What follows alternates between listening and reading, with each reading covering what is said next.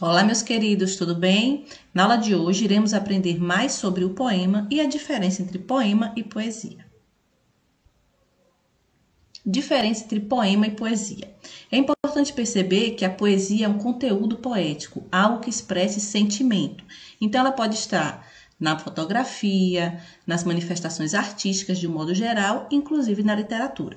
Já o poema é um tipo de estrutura escrita e possui versos, estrofes e nós vamos ver mais sobre ele.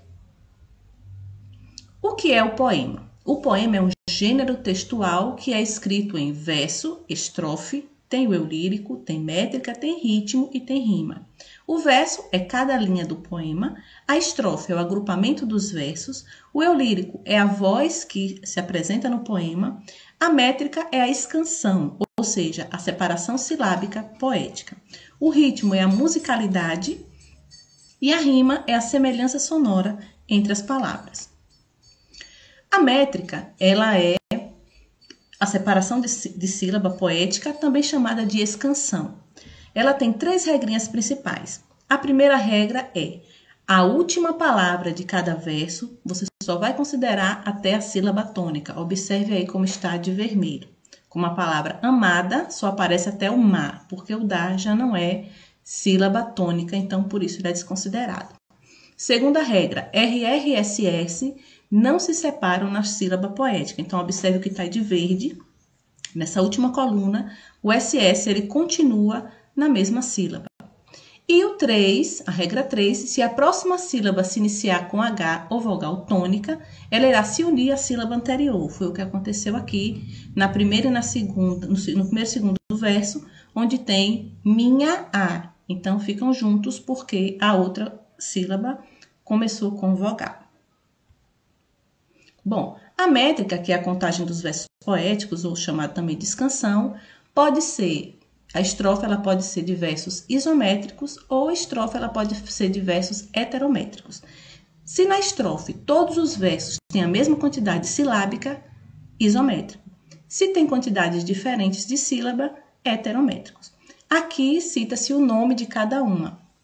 Se tem uma sílaba poética monossílaba, se tem 5 sílabas, pentassílaba ou redondilha menor, se tem 7 sílabas, heptassílabo ou redondilha maior, se tem 12 sílabas, deodecassílabo ou versos alexandrinos. Tipos de poemas, eles podem ser livres e fechados. Os poemas livres são aqueles que não têm preocupação com a estrutura. Já os poemas fechados, eles têm sim uma estrutura própria. Isso vai acontecer com a trova, com o haikai e com o soneto.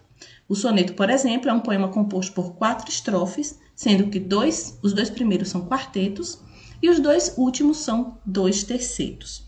Então, quartetos tem que ter 4 versos em cada estrofe e o terceiro tem que ter 3 versos em cada estrofe.